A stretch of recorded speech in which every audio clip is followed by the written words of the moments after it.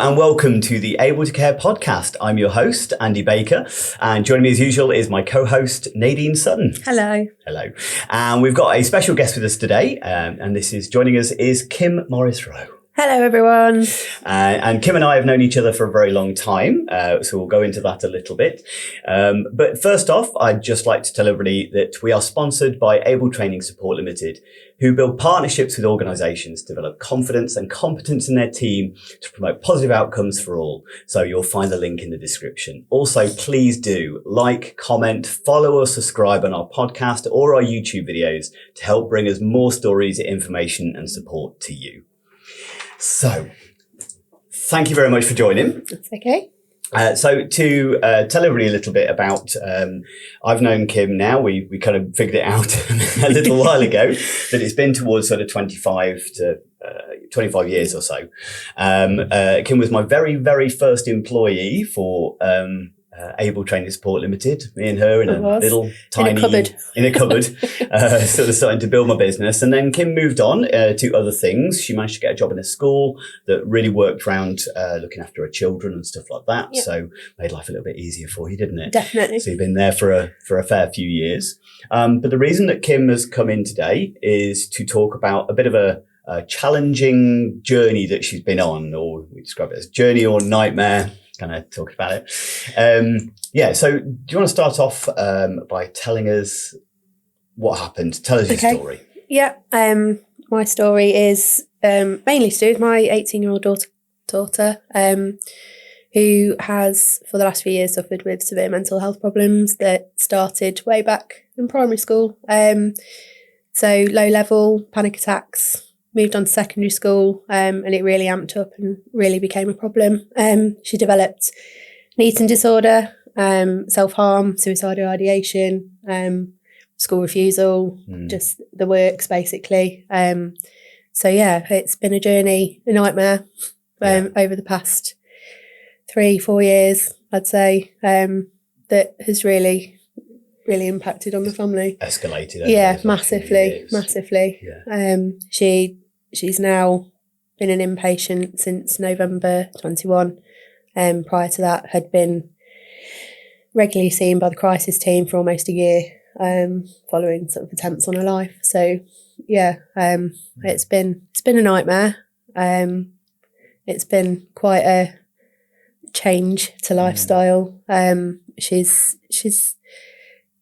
struggled massively, but she's been let down massively as well. We tried to get help. Primary school, she did 6 weeks of CBT, and then was obviously discharged because 10, 11 years old, 6 weeks of CBT doesn't really cut it. You don't really understand what you're doing. You don't understand why. You don't understand the purposes of the skills you're using.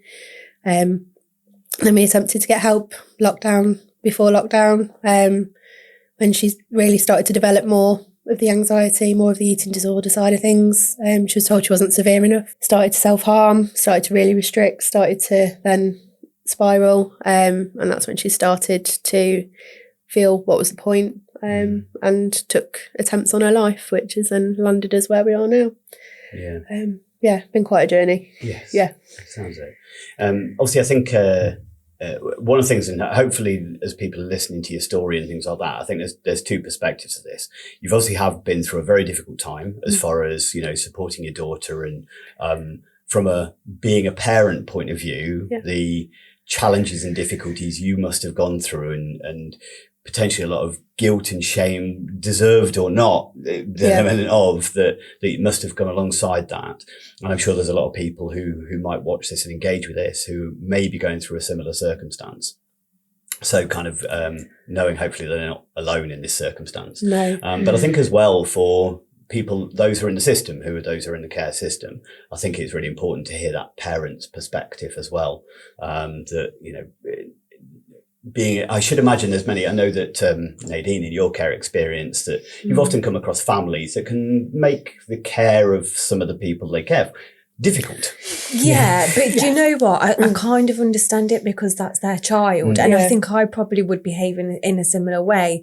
And obviously we've got our own parenting ways and what we think's right and wrong. And then when we feel like an injustice towards the child or we don't really understand why the care's being provided in that way, why people, I mean, we used to use words like isolation rooms and stuff. We don't, hopefully they're not used as much now. But yeah, it's like, well, we'll come on to that. But some of the family members, it was actually heartbreaking. And as a carer, we'd probably end up supporting the family a hell of a lot more as well. But I understand that's not the case with everybody. No, I think what I've come across, because I'm part of some support groups for sort of mental health and inpatient, like adolescent inpatient. And there seems to be two ways that people deal with it. And they either go at it in a really emotional way, which is, I think, probably what you're describing there. Yeah. Because every restraint, every sort of restriction that's put in place, they fight it, even if actually that is the best thing to be doing. It might not feel like it, but in terms of safety, it probably is. And then you've got the ones which I've been told I am, which switch to a more professional role. Yeah. And try and take that emotion out of it.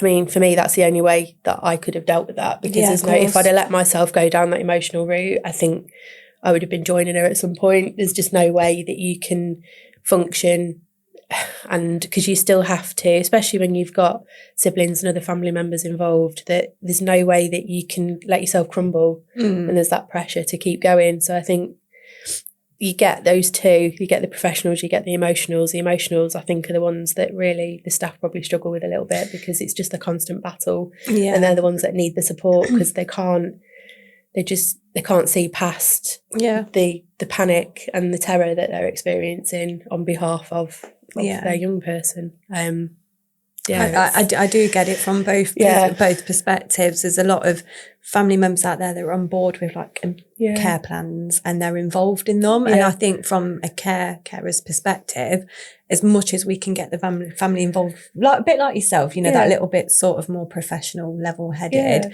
I would have to take a dash of emotion out. Obviously, you still got that emotion. You still have that emotion, but obviously taking it out at people doesn't get you anywhere, because as soon as you start to be emotional, other people then just shut down, because they're like, I don't want to deal with you while you're like this. Yeah. Because it's a challenge. I've got to say though, like from my experience, I have met those carers where the family has been disregarded and their input hasn't been valued. Yeah. So you've got the opposite side of that. Yeah. So, and I don't know if you've ever experienced that, where you've not been valued as a family, as the mother. Absolutely. We've had, so Chloe has been across, I think she's now on her 8th unit, because she's moved, and nationally as well. So we've experienced units down Maidenhead, Manchester, 2 in Manchester, 3 in Northampton, Lincoln.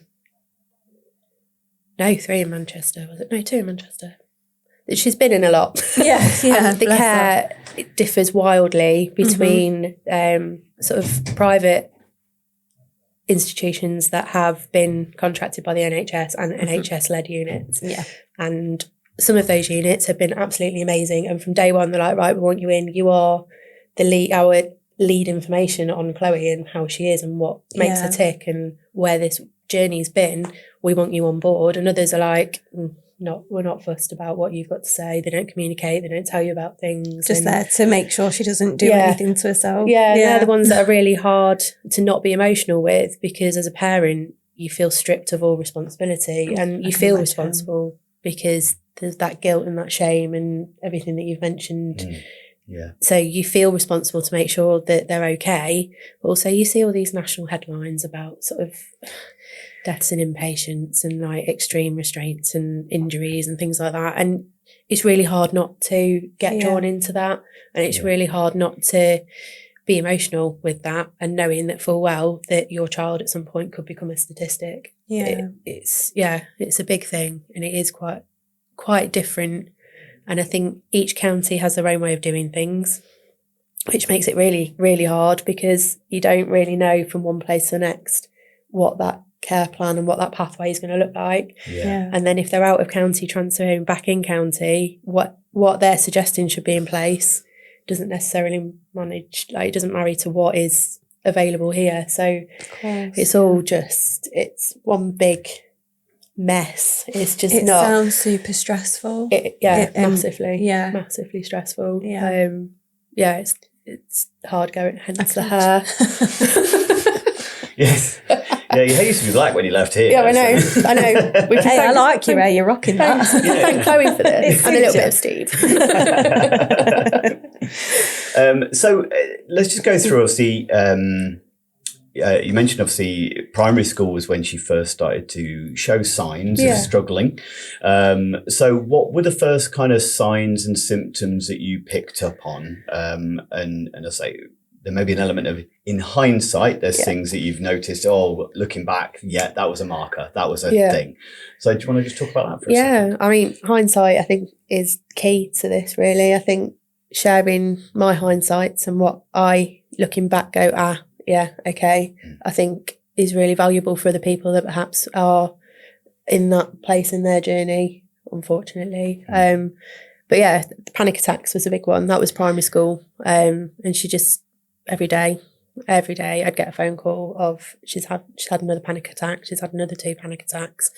But nobody could figure out what those triggers were for those panic attacks. Then secondary school, when she progressed to secondary school, restriction, withdrawing, a lot of sort of standing in the mirror, pulling her clothes, that sort of thing. Secretive behaviours, sort of hiding things, that sort of level of just becoming more withdrawn. She'd always been quite open and quite sort of chatty and we'd always been quite close. So those, to me, are the early indicators that something was awry. But it's quite hard because they're also natural teenagers' behaviour. So it's hard, isn't it? Because teenagers, they just go through so many changes and they're like a different kid from one day to the next. And it's a bit like, is this normal behaviour? Like, is this usual? Who am I waking up to today? No, completely get it. And it's like, you almost open the door like, hello, are you okay? Is it Jekyll or Hyde this morning? Which one? I get it. I think one thing that you said was really interesting as well, like going back to like the primary school, and obviously I'm not trying to blame anyone, but you mentioned earlier something like being low level. Yeah. So what's low level? Well, I've learned over the past few years that low level is panic attacks and school avoidance is what they're classing as low level. I don't feel low level to me. No, it's for not. A child having panic attacks. No, having like 10, 11 years old having panic attacks to me is not low level. There's something brewing beforehand, and that would have been low level, and nipping it there may have been the key to stop it from escalating.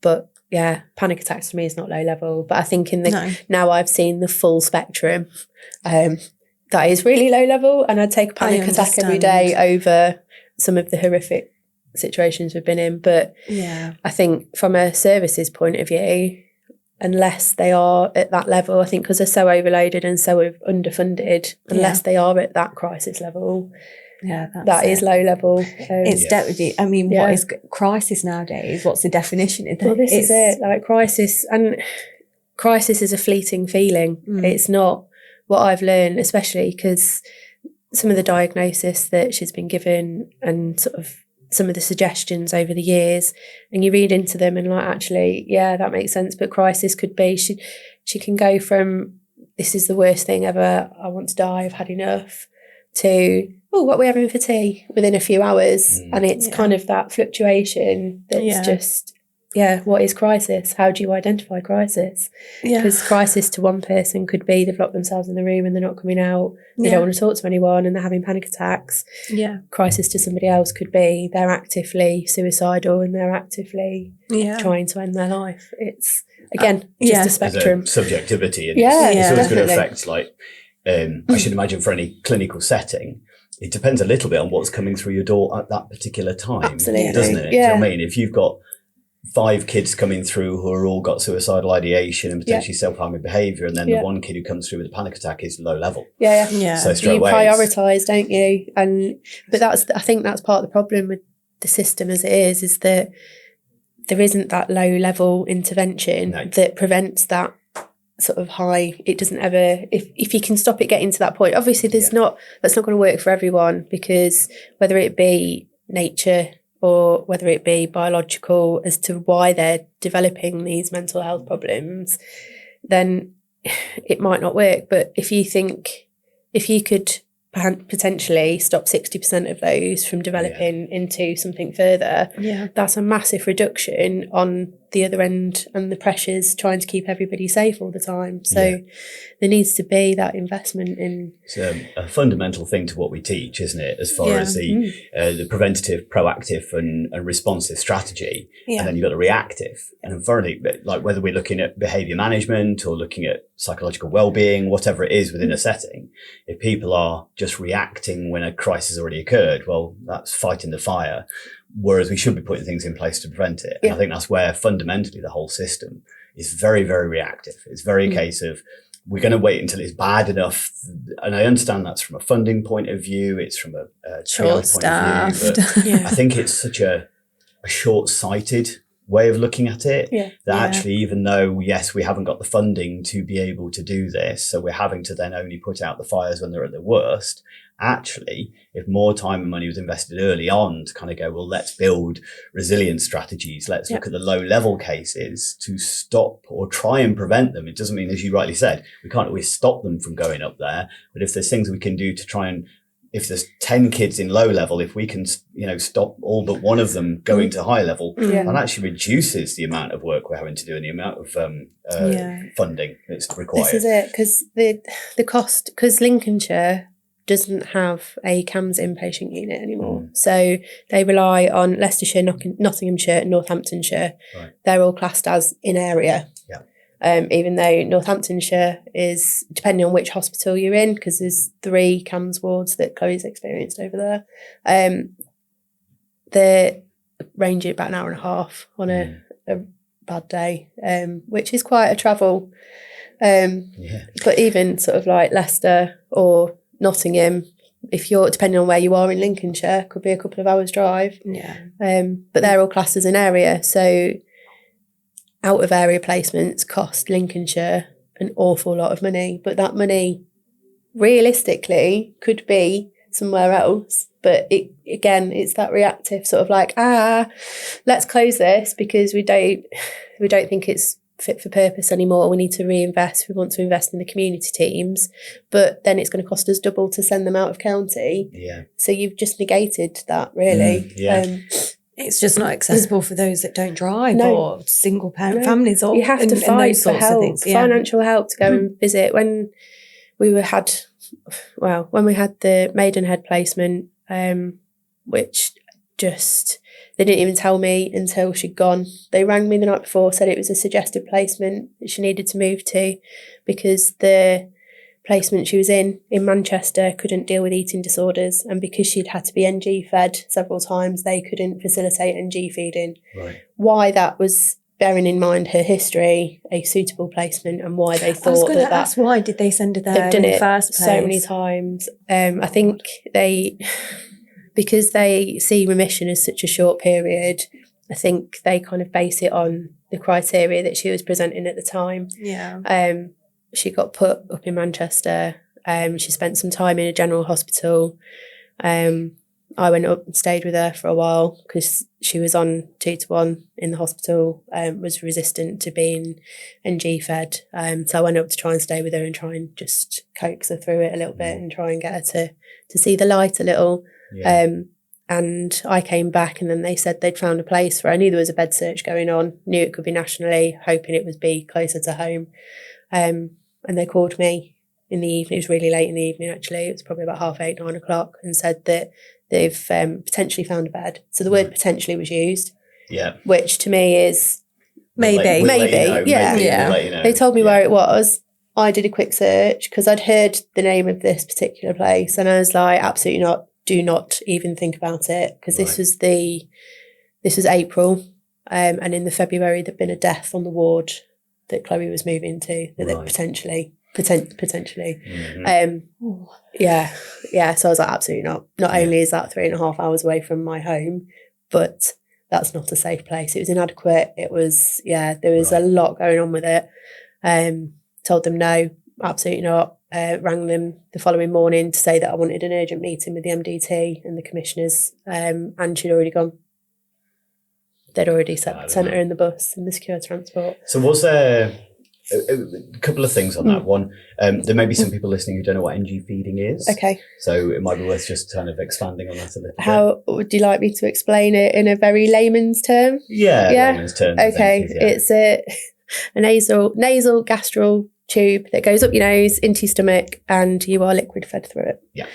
That's a decent description, I think. I don't think we need anything more complicated. No. The other side, so, I mean, that sounds, I could see from Nadine's face there as far as the immediate thought of somebody not knowing. The mum kind of like lioness. The parent came out and then I felt really angry for you. I felt really upset. Absolutely fuming. That had just... It's not very often that I lose my temper at professionals, but I did that on that occasion. Was there any... Yeah. What could you do? From a parent caregiver point of view, what action could you take? What legal kind of routes did you have to go down? Legally, not much. Right. Okay. Unfortunately, because she's detained under section. Right. Okay. There's not much power I have apart from take her to a tribunal to get her released from a section. Right. Given a presentation, the chances of that happening were less than minimal. Okay. There wasn't much I could do, bar obviously put my case forward too, because you've got the bed commissioners that then obviously coordinate where they're going, what they're doing. Some of them are fairly reasonable and will talk to you. Yeah. Some of them will not.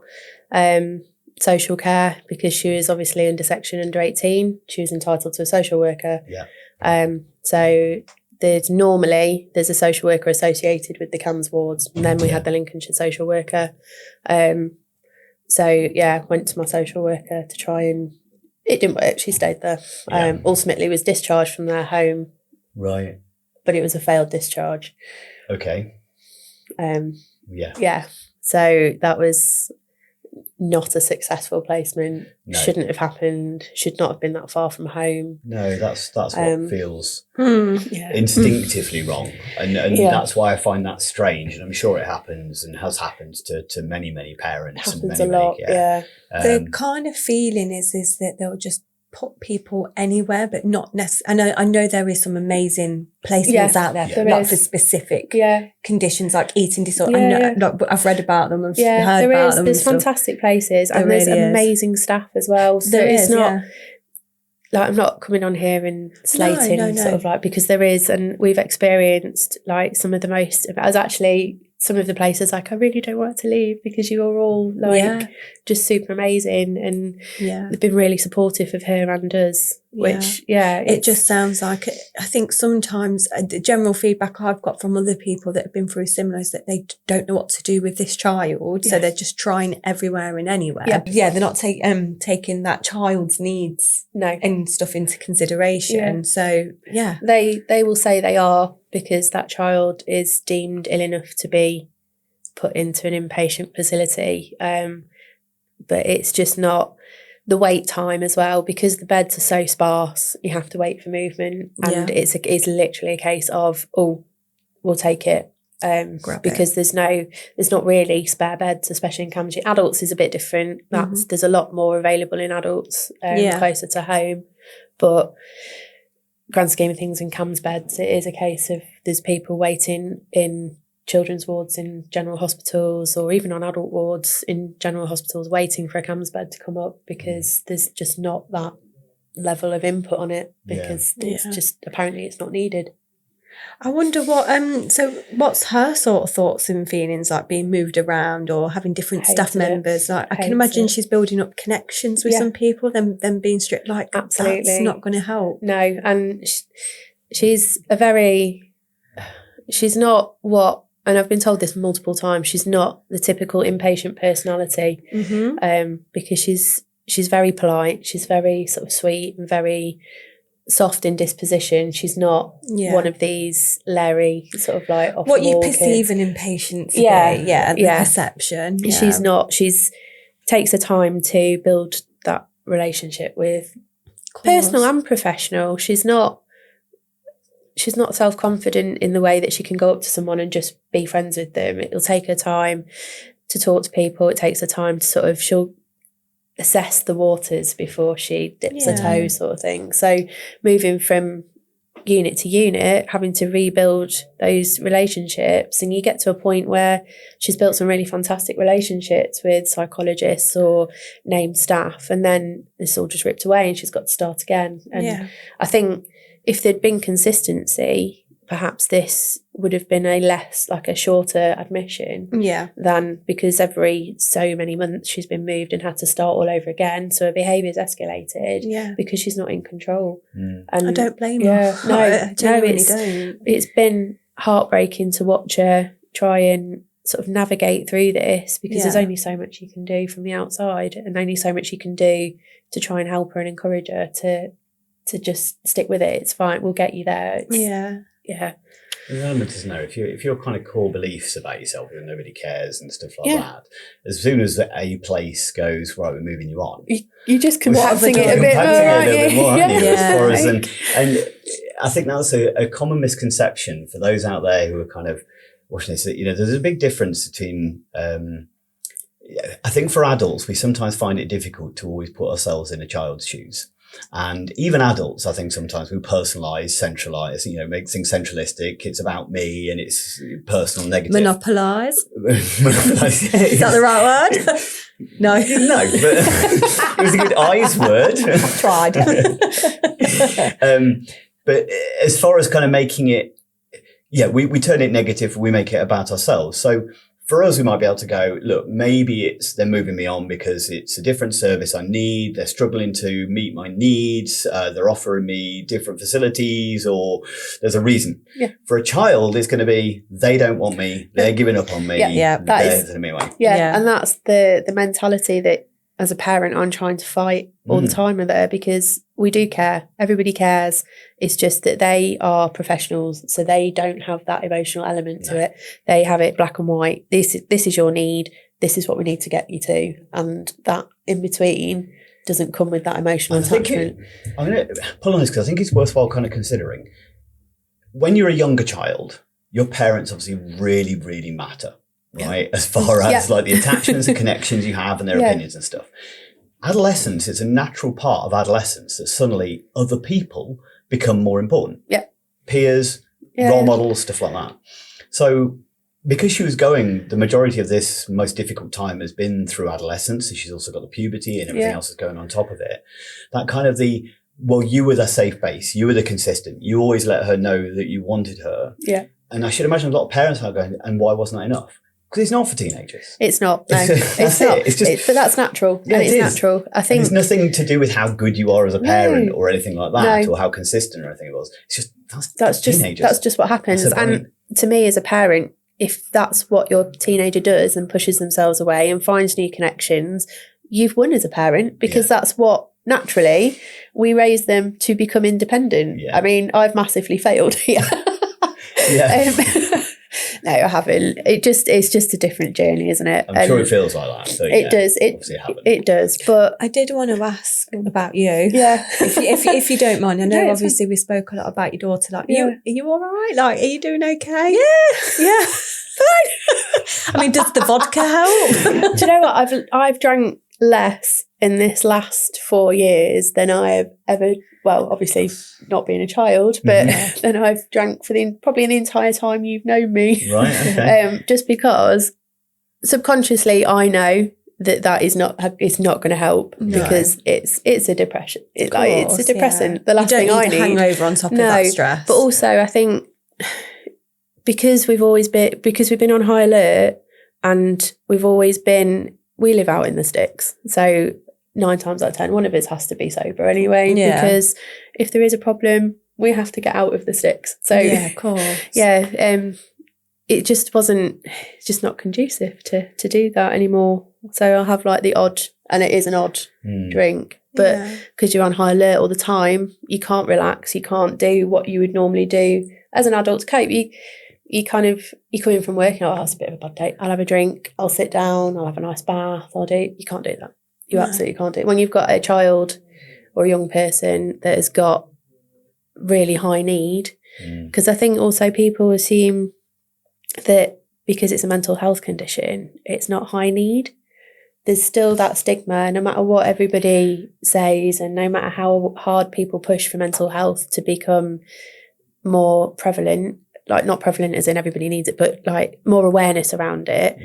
I think people also still believe that it's a mental, just get out of bed, just sort yourself out, just get over it. Like, but that's not how it works. There's even some people that believe that children don't have mental health. No, it's bad parenting. It's a behaviour problem. It's because you've not said no to them. It's a tantrum. It's you know, for like other parents that might be at the start of like their nightmare journeys. If you want to, I don't want to label it that, but if you like, so that's what it is. It's one of those, and like, what would you say to them? Like, what helps you? Take it minute by minute. Don't overthink what's not happened, because you'll work yourself up to the point where you can't focus on what is actually happening. And it's really easy for professionals to come in and say, take a walk, go and have a bath, have a cup of tea, find some time for you. You can do it, but probably not the way they're pitching it to you. They make it sound easy. They do make it sound easy. Like, you can just like put your coat on and go off out, but you can't, because if you've got a child that is that much in crisis, you can't leave them on their own. They can't be on their own. You have to have someone else there.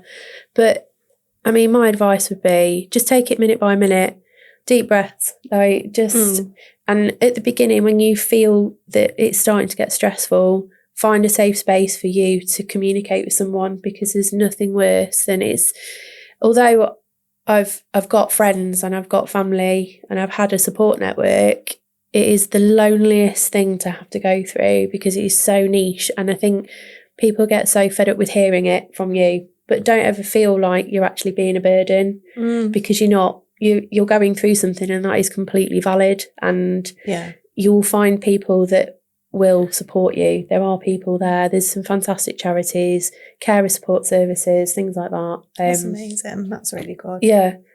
There's not the mental health support. It's taken me. I've only just now been accepted for counselling through the NHS, and we're 4 years down the line. But I've had to go through the online group sessions where you sit and they read a PowerPoint at you, and which is fine again for low level. But what I need, and probably what other people would need in a similar situation, is something that is trauma informed, something that is going to allow you that safe space. And I think that is key, is finding that safe space to communicate with people, and just take it minute by minute. Don't overthink it. Try not to panic. Although it is a really panic inducing situation, the more you work yourself up, the harder it is for you to navigate your way through it. Of course, just don't take no for an answer from people that say no, we can't do anything, because there is something that they can do. Push. Keep pushing. Become a mama bear and just go for it. It was one thing that you mentioned earlier, which I think is worth referring back to as well, is moving away maybe from the self-care side of things. And I think it was I think staying present was I think that's what you're referring to, and I think it's spot on. Approaching it as a professional, which is a strange thing, because when I've just been doing a course recently for foster carers around the kind of the boundaries, or that's that word I can't say, with pedagogy. Yeah, it's a really hard word. So social pedagogy, which is related to that we have a professional self, a personal self, and a private self.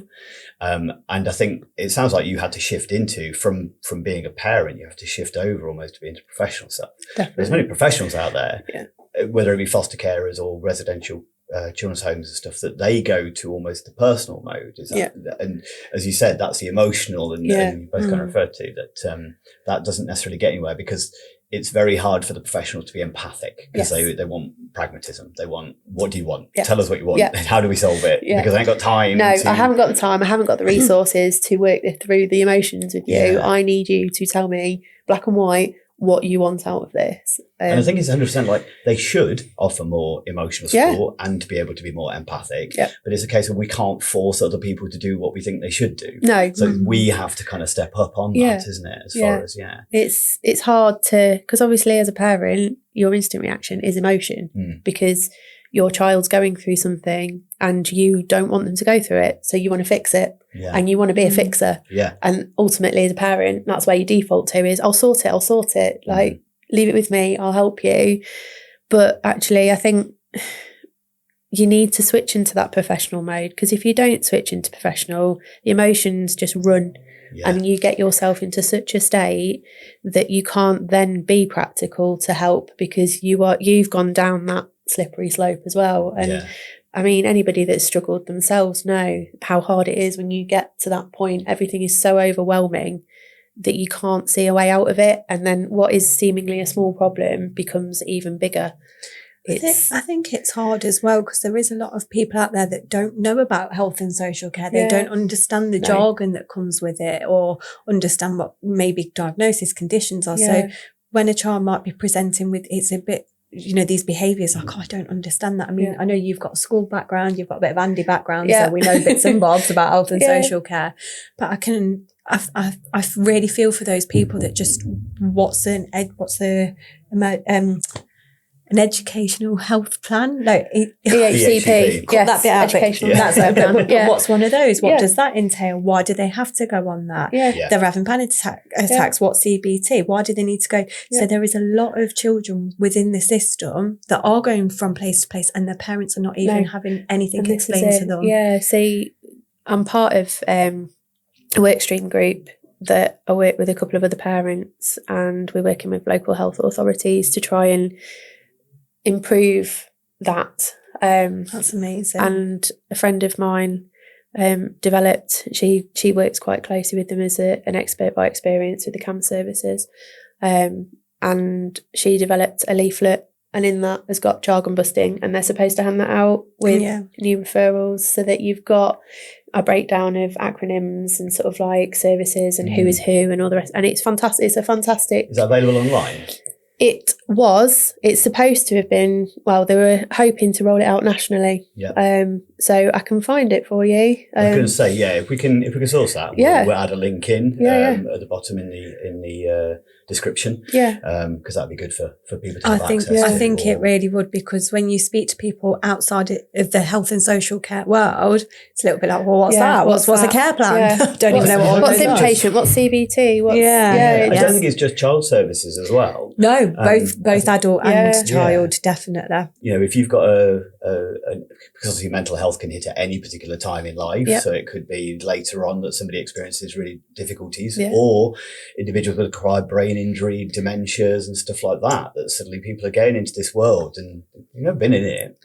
And I think it is, I know that a lot of the professionals are trying to move away from certain jargon, but it is ingrained in the system a little bit. They're going to have a fight if they want to move away from it, because it's so, like you say, ingrained. It's so deep. Technology nowadays, isn't it? So things, I don't know. I think I'd read a blog online the other day, like mental illness and things like that. They're not even liking that description anymore and things like that. So maybe it is time to move away from some of the I think there's a lot of stigma around the old jargon. But I think to get rid of that, you almost have to strip everything away and rebuild it. But you can't do that with a system that has to function every day. And it's just, But I mean, to be fair, we caught ourselves doing it when you were talking about the feeding, for instance. It's that instinct, because that's what you've heard, so that's what you're going to say.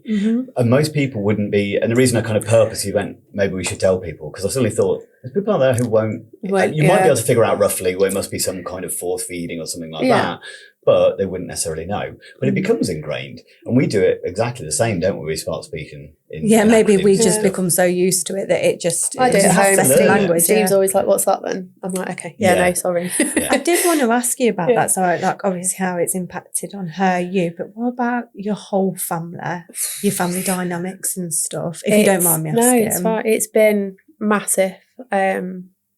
Massive. I mean, Steve's been an absolute rock. I jokingly slate him all the time about being useless, but actually he's all right. Let's give a shout out to Steve then. Well done, Steve. We applaud you. No, he kind of took we ended up, and it was heartbreaking in a way, because we ended up before Chloe, well, actually even when Chloe's been an inpatient, Steve's defaulted to looking after Phoebe. I've defaulted to looking after Chloe, and it kind of then created a bit of a household divide where it always be Steve and Phoebe, always be me and Chloe. I think my parents struggled with it massively. They went down a very emotional route with it. But yeah, I think services forget that the ripples that causes. Yeah. Because again, I'm trying to advocate with them that actually when something like that happens, like when a child or a young person or anyone in the family develops a severe mental health problem or even an emerging mental health problem, if they work collaboratively with the family, provide support for the whole unit, and perhaps family therapy or even therapy for the parents, because I don't know if some of my behaviour triggers that behaviour in Chloe because no one's ever told me. Yeah. But if it does, I'd like to fix that. Yeah. But I'd also like help processing what she's going through and what we're going through and how we can healthily support each other within that. And that's not a thing. It's not a thing. A couple of the inpatient units provided a family therapist, but again, it's a luxury. It's not a given. And I think as a parent, the impact that it has on the whole family, you then feel responsible for fixing that. Yeah. But it's not up to you to do that on your own. And I think the impact's huge. I've seen it tear relationships to pieces. There's obviously, like in some of the support groups, some of the situations that other people are going through on top of that, because there's just not that understanding. And I think if services worked with those families, it'll perhaps prevent that stress fracture from forming. I mean, I've been really lucky. Partly think Steve's too lazy to find anyone else right now. It's stuck with me now. But I think for those that perhaps have partners that aren't quite as understanding, having that input would be so valuable and a lifesaver for a lot of families. Yeah. Okay, so what we'll do is we're kind of coming to end, so we'll just do a few questions if that's okay. Yeah, no problem. Okay. So what would you say are some of the most important lessons you've learned through this experience? Patience. yeah, definitely patience. Taking it just minute by minute, day by day, and holding hope. It will get better. It doesn't feel like it. And sometimes it gets worse before it gets better. But just stick with it and it will. You'll get there. Your young person will get there. Just push and push and push. Don't take no for an answer. Lioness. Yes. Absolutely. What message would you like to share with other parents who are like facing similar things, similar challenges? Hold that hope.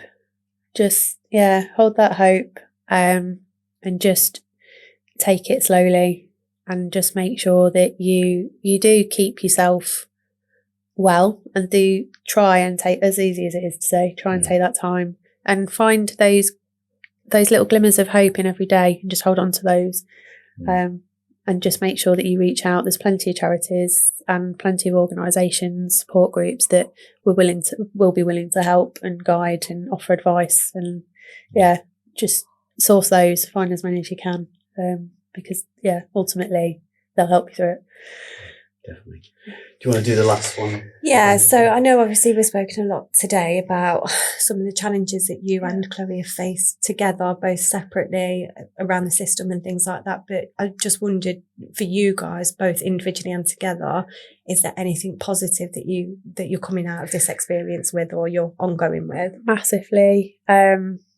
We've both changed massively as people. I've changed very much in the last 4 years through everything that's gone on.